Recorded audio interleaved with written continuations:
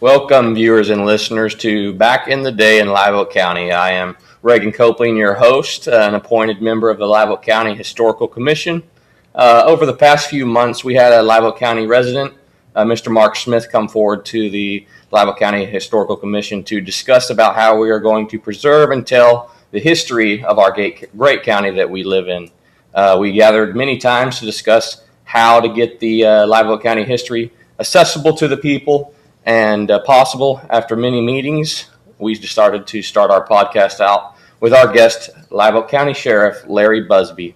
He has served for us many years in Live Oak County, and we are glad to have him here with us today.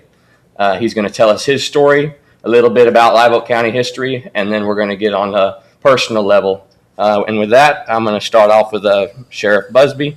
What inspired you to go into law enforcement, and did you ever imagine you'd serve this long? I never imagined I'd serve this long, and I really didn't intend to go into law enforcement to begin with. I kind of was just bouncing around waiting to be drafted because I was in the Vietnam time.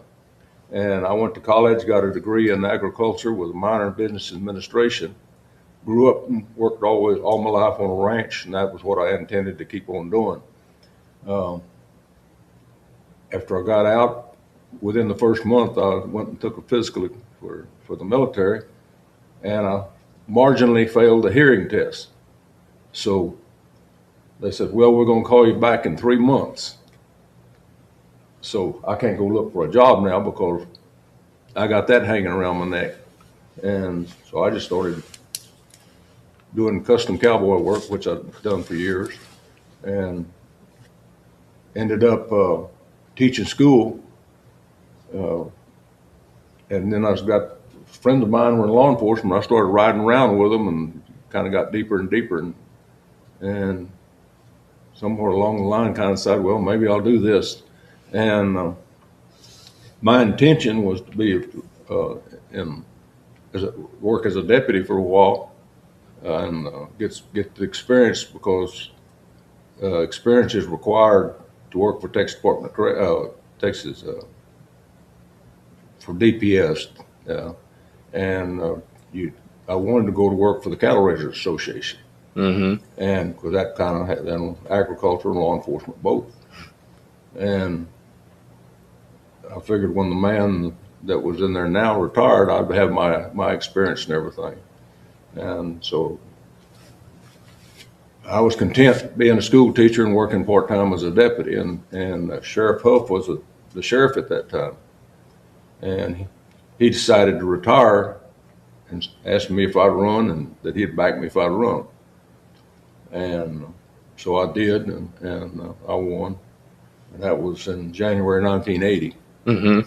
I actually started work for him in 1978 full time, because if I was going to run for sheriff, I needed to quit teaching and go to work full time. And he made me criminal investigator, which there was a need for here. And I was able to make quite a few cases and work a lot of burglaries and things like that, which was good PR if you're going to run for office. So Mr. Huff, he encouraged you to run? Yes. Would you have ran had he not asked you, or did you? No, I wouldn't have. You wouldn't have? No, I was. That's very like I said, I was content. I was working. He had asked me earlier to go work for him full time. Actually, he had asked me to be chief deputy when the chief deputy retired. But the pay was so bad back then. And I was a school teacher and made quite a bit more teaching school, working 185 days a year, than I would for Live Oak County, working 365. And where did you teach at? I taught in Mathis. I was a math teacher. Math teacher in Mathis. I went back and got a degree in math and secondary ed. And what made you decide to join the Live Oak County Sheriff's Department?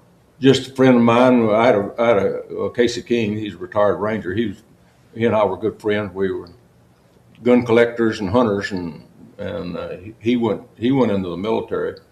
And after he graduated from college, he's about 3 years older than me, and 3 years ahead of me in college. And when he came back, he joined the highway patrol, and he got stationed back here. And so I would ride with him from time to time. And then Tom Carter was a deputy here, and I knew him, and he started coming by and get me to ride with him. And this was during a transition time, right along about then. Things were really picking up for us criminal activity in the area because of the interstate was being built. At that time, we had a lot of oil field activity. We had uranium activity that's building a dam. We had people with money in their pockets sleeping on the bridges because there was no places for them to stay around here. Mm-hmm. And so until midnight, they'd stay in the bars generally. So we had a lot of activity, and it didn't have that many deputies at the time. And this officer, he'd work by himself at night, so he'd come by and get me to ride with him. So I'd have somebody to ride with him, somebody to help him if he got in trouble. I wasn't an officer. But after doing that a while, when they said, well, if you're going to be doing that, you might as well be a deputy. So they deputized me. Sam deputized me. Mm-hmm. And then I had to go to a school. So we got a reserve deputy school at night in 1975, and I went through it. And then when I went to work full time in 1978, I had to go to school again and get a full-time officer's certification. Yes, sir. As your time as a deputy, were there any highlighting experiences that you had, or? Well, we always had a lot of drug activity in this area, not local drug activity, mm-hmm. passing through. That's what 90% of the stuff we deal with now is activity from people passing through. Mm-hmm. We're on the main corridors from Mexico north. If you go from Laredo to Houston, you pass right down through the middle of Live Oak County. If you go from the valley to San Antonio, you more than likely pass through the middle of Live Oak County. Mm-hmm. You go from Corpus Christi to San Antonio, you pass through Live Oak County. We have thousands of cars a day pass through here. And of course, some of them are loaded with dope. Mm-hmm. When I was a deputy, we had two big drug activity. One of them, we call it the marijuana bombing. There was I think it's a DC-10. It was a big ex-military plane. It had a lot of cargo room. And it was loaded with Colombian gold marijuana. We picked up like 80 bags of it here in Live Oak County. And what happened, they had everything planned good. This plane was supposed to come in to Duval County and land at night, and they had them a strip built down there, and they had lights lighted up and all this. And this big plane was coming in from Mexico loaded with Colombian gold. That was the top. And everything went like planned. Everything was good. Of course, DEA and DPS had found out about it, and they were waiting for them to come in. And it never happened. But that night, a wet norther blew in. And those guys couldn't see from the plane. They couldn't see where to land or anything. And they got to get rid of this dope, and they got to go to an airstrip where they can land a big plane like that. And so from Duval County, they circled up by Lake Mathis, and they started dumping that marijuana out. And it was it was an 80-pound. It was two 40-pound bags. It was like paper feed sacks you see today, two mm-hmm. of them. And they were put together and wrapped with burlap, and they started throwing those out the window. And of course, the next morning, people go out to feed their cattle or something. They found this sack and the marijuana out there, And we started getting calls on it. But we thought it was a drop for somebody to pick up, so we hid out on the first one for a little while. Mm-hmm. And then we got a call about another one, and then another one, and then another one. And we were able to. It ended up being a lot of people picking up. I hauled in. I had using a pickup then, and I probably hauled in 50 bags or so, of it.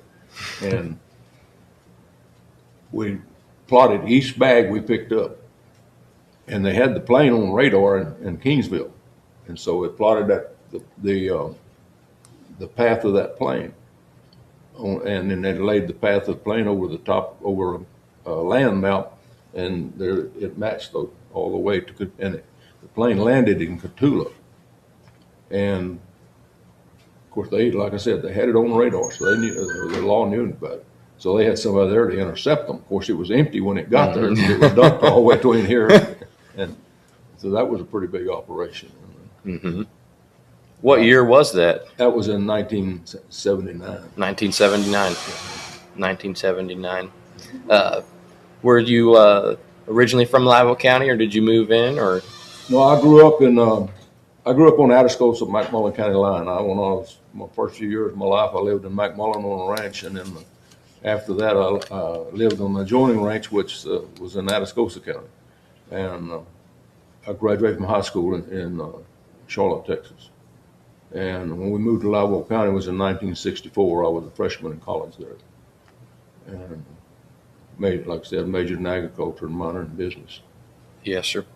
As your time as sheriff, can you remember what your first day was like and what was going through your mind at that time? As sheriff, well, that would have been January the 1st, 1981, but I can't remember anything significant about it. I was sworn in at midnight. And Oh, it was at midnight. well, that's when A little different than today.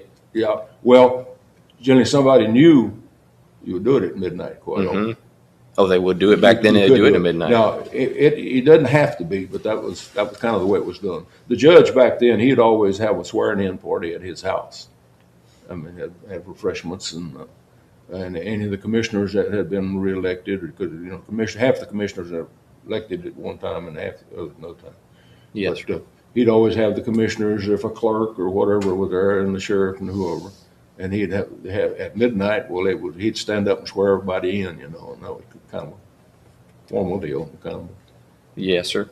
Can you describe what it means to be and serve as senior sheriff? What senior sheriff means, it's rather simple. It means that you're the longest serving sheriff at this point in time. And I've been senior sheriff since 2012. Wow. From 2012 to end of July 2016, I was co-senior sheriff. There was two of us. Oh, there was some. And since then, I've been by myself since 2016. So not only is that a piece of Live County history, but also Texas history to be senior sheriff. Yeah, I've probably been senior sheriff probably longer than anybody else. I think so. And there's only one man that's ever served longer than me, and I'm about 2 years behind him right now. So I'll pass him up this term, and I'll be the longest in history. Yes, sir. Speaking of Live, you said Live Oak County. The Sheriff Albert Smith, he was senior sheriff and the longest serving sheriff when he went out of office in 1964. So Live Oak County is the only county that's had two senior sheriffs. Which is, that's never been done. That's rare, very rare. He's down to sixth place now, I think, on the list. But at that time, he was also. So that's kind of unique for the county, something I think the county should be proud of. That shows the stability. The Live Oak County is fortunately, in politics, is pretty stable. It's kind of like if you're elected to an office in Live Oak County and you don't mess up too bad, they just kind of leave you alone. Yeah, so that's why you've been here so long then. Trying to mess up too bad. Doing things right. Since you took sheriff, what has changed in Live Oak County? A lot. Like I said, it was kind of a transition time. What about like methods of communication or like the way they all communicated back then? Well, communication has changed a lot. And more so, the jail. It's a big. That's the one bad thing the sheriff's got to do. He's got to operate the jail. That's always a headache every day, every night. But there was no jail commission previous to, I believe in 78, 77 along in there. Well, it was in 78, I'm pretty sure. And they started making rules about how you got to operate jails. It was a result of a federal lawsuit. I mean, it was a trickle down, from the TDC, from Texas Department of Corrections. They had a lawsuit, and with the rulings there, trickled down to the jails, and as you had to get licensed, certified. You had to have a licensed jailer, certified jailer. We call it certified back then. Now they call it we're licensed, and you got to have a lot more education. At 1978, anybody that was a jailer was grandfathered as a jailer, and here the deputies did the jailing. We didn't have official jailers. I mean, if we caught somebody, you took him into the jail, you booked him in, which was about a 10-minute affair. and you took him upstairs and locked him up and went back out on the street, and he was up there on his own. Next morning, somebody would check on him, And anyway, that's changed a lot now, and every year it changed. Every time the legislature meets, it changes. And then, of course, you got commissions that are that regulate the jails and law enforcement. And those commissions, they always, if you appoint a commission, you if things not broke, don't change it. Well, they don't, they don't see things that way. I'm on the commission. I got to change something. So they're always changing stuff on us. And so there's been a lot of change there. You mentioned communications. Yes. Whenever I started, we just got what we call high band radios, which was a better radio system for local activity. But really, there was the old low band radio system was what was being. They had both in the cars here at that time because they was making the transition. It would reach further. I mean, you could sit here on Main Street here and talk to George DPS in Corpus Christi, talk to DPS in San Antonio, but that was a problem because as you got more and more agencies and more people on the radio, it was too crowded. So they had to. That's when they went to high band radio systems and made them smaller areas. Back then, you didn't have cell phones. We depend on cell phones a lot. Back then, if you were down at the lake, you had to, if the dispatch needed to tell you something, they had to tell you over the radio. Well, people with scanners now, they know what's going on. And of course, a lot of the people that were involved in something they'd have scanners, or their friends would have scanners, and so they'd know you were coming before you got there, and they'd be gone when you got there, Yeah, they got a heads up now, I guess. If they have one. Call on the cell phone and discuss it. Back when I was working the streets like that, we knew where the payphones were, and we knew what the numbers were for the payphones. So if we had something discreet that the dispatcher needed to tell us, we'd go to the payphone and tell them, okay, we're at this payphone, and they'd call us. And I know that the one at Sweeney Switch, it didn't have a number on it. So we found out what the number was and recorded it. We kept a record. The dispatcher had a record of all the cell phones, all the payphones. And it didn't have a ringer. So you couldn't necessarily, people couldn't come up there and receive calls at that phone. But when you call someone on the telephone and it rings over there, you can hear it on your end. So we pull up there with our car and tell the dispatcher, okay, we're here at this phone. And when it starts ringing, well, tell me. Well, they'd say, okay, it's ringing now. So you go over and pick up the receiver and you could talk. So is it primary cell phone communication, or what is it, cell phone? I very seldom talk on the radio. I use cell phone almost. But y'all still have them, but just don't use them. That's interesting. Now, of course, the deputies responding to calls, they still need that radio because it's a lot faster.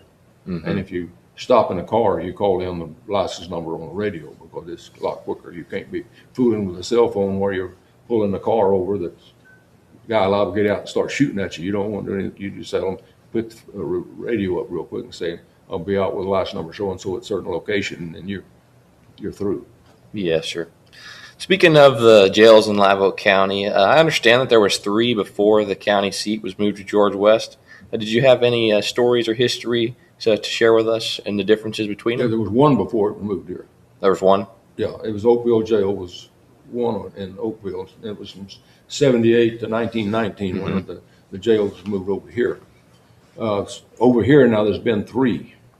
The first one was 1919, and it's on top of the courthouse. And those jail cells are still up there, and the rooms that with the living quarters for the jailer, which a lot of the jails around over the country back then, the sheriff he lived there in the jail, in the sheriff's office court, and it was generally in the courthouse, and it was like be on the 3rd floor, 2nd floor, or something, and they had living quarters there. I don't know if any of the sheriffs here ever lived there, but I know they did have a jailer live there at some time. They'd live up there, and then generally the sheriff's wife would cook for the inmates, But we didn't have the inmate population like we do now. I mean, there would be days there'd be nobody in there. More days there wasn't someone in there in our jail location. In a big city like San Antonio or something, of course, back then it was full of people all the time. Like here, there would be more time there wouldn't be someone up there than there was. But if you had somebody in jail, well, generally whoever was the jailer or whoever had the job of, more than likely it wasn't a jailer, just a jailer. It'd be a deputy that had the job his job was also taking care of the jail. And generally his wife would cook, When I went to work here in '74, this jail was brand new then. Mm-hmm. What I'm saying, this jail, I mean the one that was adjacent to the courthouse that just was tore down the last couple of years. It was built in 1962. And at the time it was built, it was a state-of-the-art jail. There were occasions when Nueces County, Corpus Christi, they'd bring prisoners up here and keep them in our jail. And I think there were other locations that did that also, because our jail was a more secure jail, and it was like I said, it was state-of-the-art at the time. The trouble was, soon after 1962, the art started changing.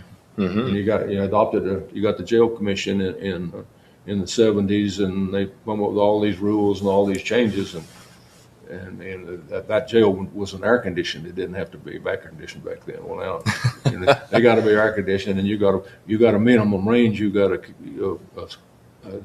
lower range and higher range that the temperature's got to stay all the time. And things like that changed.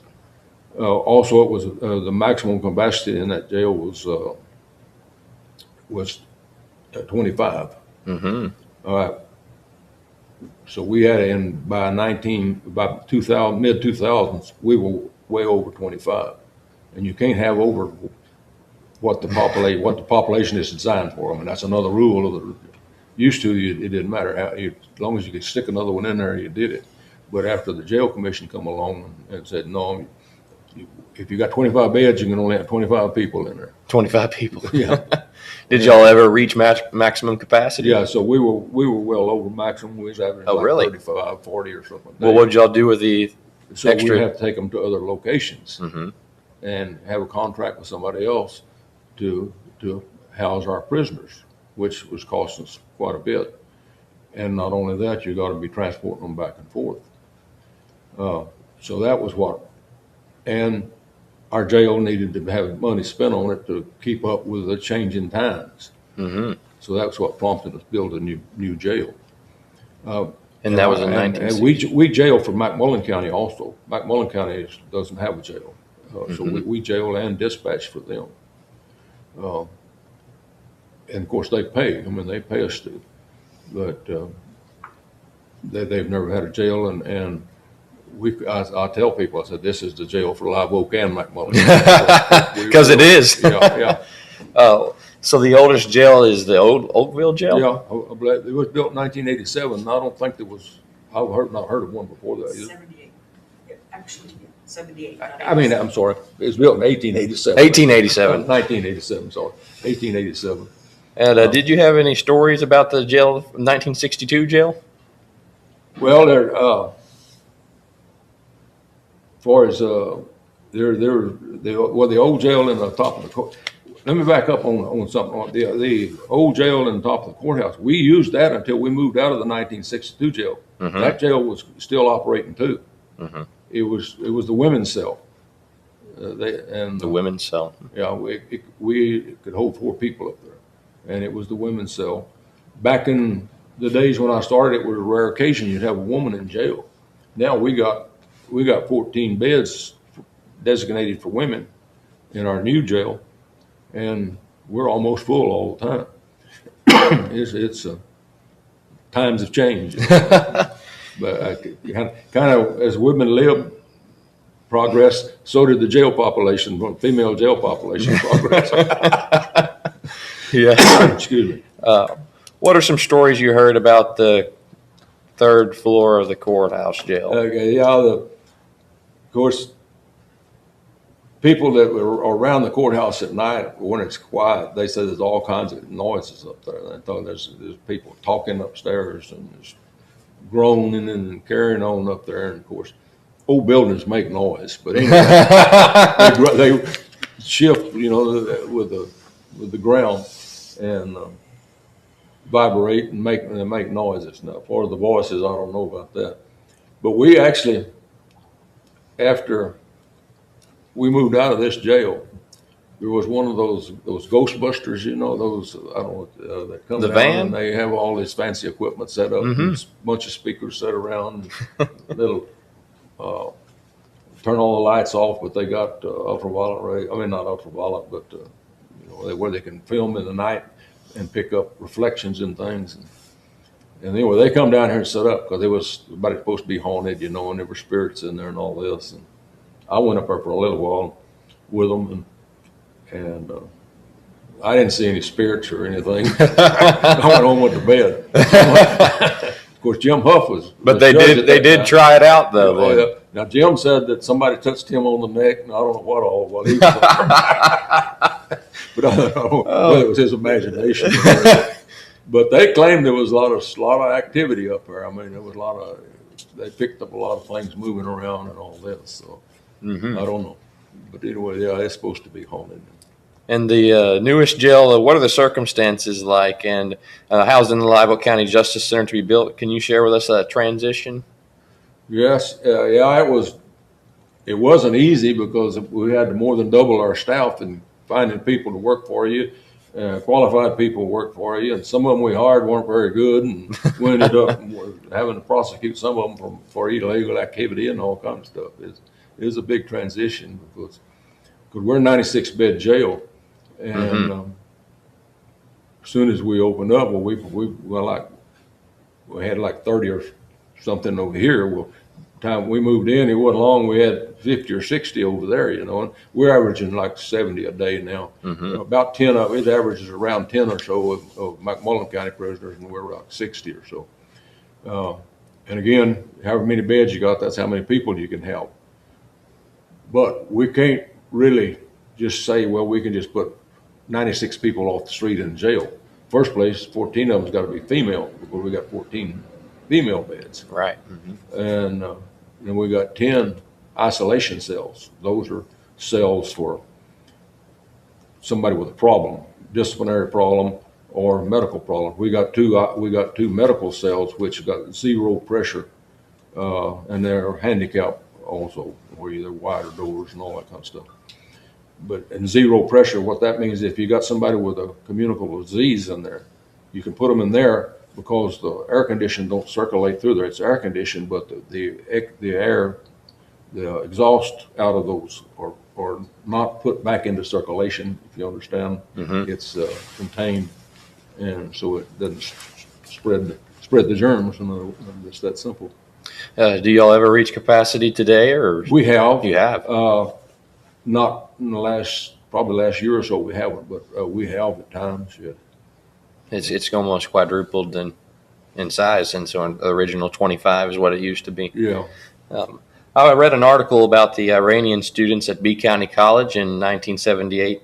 Did Live Oak County become involved, and how? Yeah, we were involved. Matter of fact, I was working. I was investigator at the time, but I went and helped book them because I was there in the office and when they brought them over. And our involvement was just space. B County Jail was full, and they called us and said, "Can you help us out?" And I think we took 17 of them or something like that. They brought over here. And of course, they were kind of rowdy, but we didn't have big trouble with them. Now, if we kept them here, they started complaining about the food and that kind of stuff. I mean, they was a problem, but we didn't have a riot or anything like that. Right. Yeah. From what I had read in Beeville, they had caused some trouble at the gym there, and at the time, the president of the university had to close it down. Yeah. Fortunately, that was in B County, not County. You didn't have to worry about that part of it. Yeah. Yes, sir. I mean, we would have gone and helped them if they'd called for help, but we didn't get involved. And so, Yes, sir. And, we do. The sheriff can go. If you could need help, and the sheriff anywhere in Texas will come help you, and can help. I mean, we'll help each other out, and you don't have to worry about county lines. I mean, we're officers in the state of Texas. We're not officers just in Live Oak County. Yes, sir. Was there some troubled times during your time of sheriff, or a dark time, and how could you get through it? How did you get through it? There's always trouble. I don't know. I'm kind of fortunate though. I can go home at night, and I've never had trouble sleeping. I can lay down and go to sleep. And something happens at 2:00, and they call me from dispatch, and they said, "Well, we got this call. Just want to let you know." And I said, do you need me to go now? Right now, I always lay my clothes right by my bed, so I can jump up and get them on real quick. But no, but we'll call. They said, as soon as we get there, we'll let you know what's going on. I said, fine. I lay back. I go back to sleep, and 15 minutes later, they'll call me back and tell me whether they need me or not. I mean, I've always been able to do that. Mm-hmm. Probably that's the only way I've survived, with all the problems you have with being in law enforcement, is because I was able to go home and clear my mind for a while and go to sleep and rest. Yes, sir. On a more personal level, I also read an article about you and your hobby of collecting spurs. Could you tell us a little bit about that?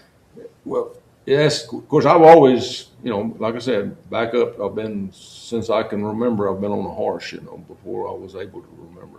I got my first saddle when I was 3 years old. And, of course, you're talking about the New World screw worm now. I grew up doctoring cattle for screw worms. I mean, that was just a daily activity back then. From after the last frost in the spring to the first frost in the fall, that was something you did every day. Mm-hmm.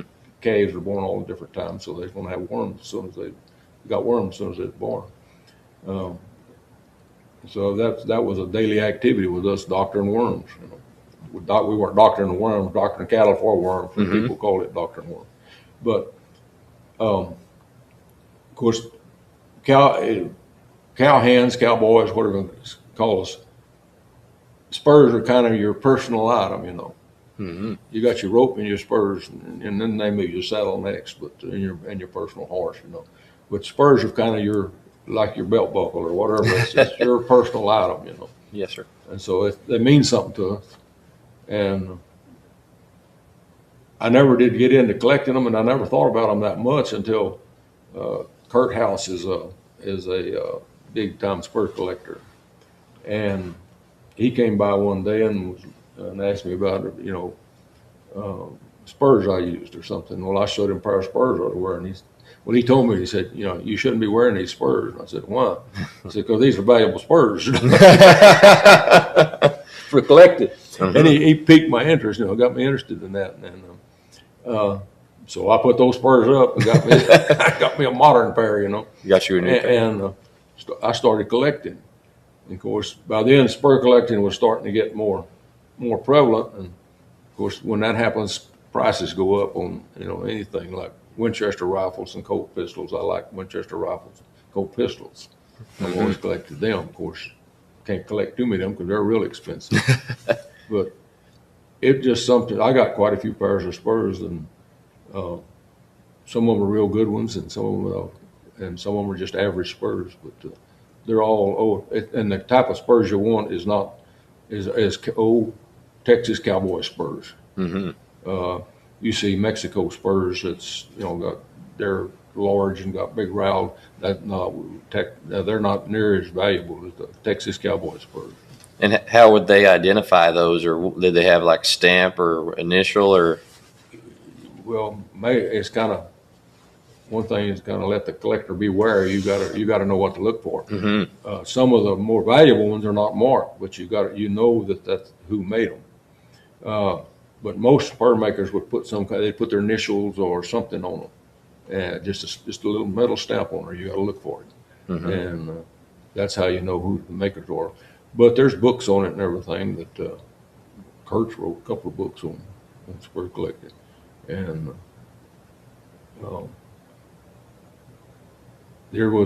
I got a pair right now. I'm cleaning up from. Mary Margaret got me involved in it, and. They're made by a spur maker in Cotulla, Mm-hmm. and I never owned a pair of his spurs, and there I grew up 50 miles from him, and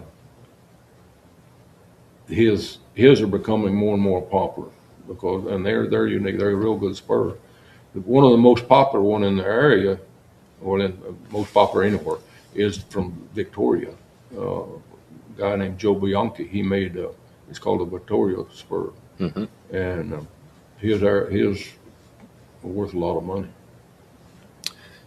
How had farming and ranching impacted your life as those as well in the county? Well, that's something. One thing, the sheriff in Live County has not always been somebody involved in been a rancher, Right. or somebody that did that kind of stuff. Of course, that's my whole background. That was my whole life. That's all I ever cared about, really. And then I got involved in law enforcement. It kind of went together. And of course, I had cattle, and I'm fortunate to have a ranch now of my own. I own and still got cattle. With these dry years, I don't know if that's good or bad, but anyway, I like the life. It's not very profitable. Yeah.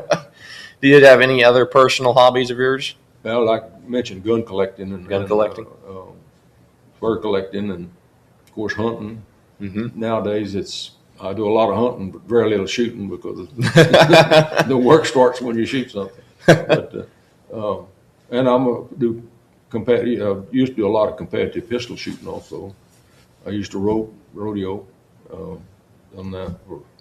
Don't do that anymore, but I used to. And I heard you've won some shooting competitions before at the. Yeah, so I've always speaking been of a that, pretty good shot. I bought my first pistol when I was 13 years old. Of course, a kid can't do that anymore. No. And the reason why was it was for practical reasons. Like I said, we was doctoring cattle for worms every day, and one of the ranches in McMullen County that we worked on had a lot of rattlesnakes. And it seemed like we spent more time killing rattlesnakes than we did working. So I went and bought me a 22 pistol, wrote a check out for it myself, in a hardware store. And of course, my mother went with me and she signed for it. But anyway, I actually bought it. Of course, that's a violation of law nowadays. That's called a straw. And carried it with rat shots and shoot snakes with it. But I've always shot pistols and probably had some natural ability. And then, of course, I practiced a lot. And I won quite a bit. Speaking of the New World screwworm, you said it was a daily activity. Do you think I've seen people making a big deal about it, about social media, and they've been having trainings on how to eradicate it. What did y'all use back then? And if it came back, what do you think it would be like? Do you think it is as large as it is? The best medicine we used back then was a medicine that contained lindane, and I don't think I don't think you could use that anymore. So I don't really know what. They got to stop that thing before it gets here because it's bad. It's a very big expense. There were very few. They weren't near deer like they are now. It was on big ranches where there's a lot of room for the deer and a lot to eat. There you'd see some deer, but not very many. And it just mortality rate on baby deer was probably close to 80%. And this deer explosion where there's deer everywhere now, that was after the screwworm was eradicated. And then, of course, the ranching industry it was what would cost millions back then. Now it has cost us billions, and people are not prepared to handle it. You don't have the labor force to take care of the cattle like that, and a lot of people wouldn't even know what's going on. If you got your ranchers that live in town and come out on the weekend and check their cows or something, or maybe once during the week and check the water and things. That may not be They possible. wouldn't even recognize what's going on, because it was eradicated pretty well by the time I was 20 years old. It was pretty well eradicated. And I'm 80, so there's not very many people around that's ever seen one, Right. And you could see a calf out there 300 yards and you could tell if he had worms because just the way he's acting. And people wouldn't recognize that now. Yes, sir. What's your favorite story or piece of Live Oak County history, and what message would you like to leave for the people of Live Oak County? Favorite story? I don't know. I've been thinking about that, and Of course, I got a lot of the law enforcement stories, but the first one of the message I'd leave for Live Oak County, I'd say that this is, try not to change too much, because this is, and I appreciate everybody supporting me for 45 years now. Like I said, I never planned on it, but I've always had real good support. And this community, this county, and this area. I mean, it's not just Live Oak County. We're kind of the nucleus of it, but this area, McMullen included, southern Atascosa County, E County pretty much. This area is pro-law enforcement, and even South Texas is pretty much pro-law enforcement. And it's not that way in the rest of the world, the rest of the state, the rest of the county, the rest of the country. And law enforcement in Live Oak County gets real good support.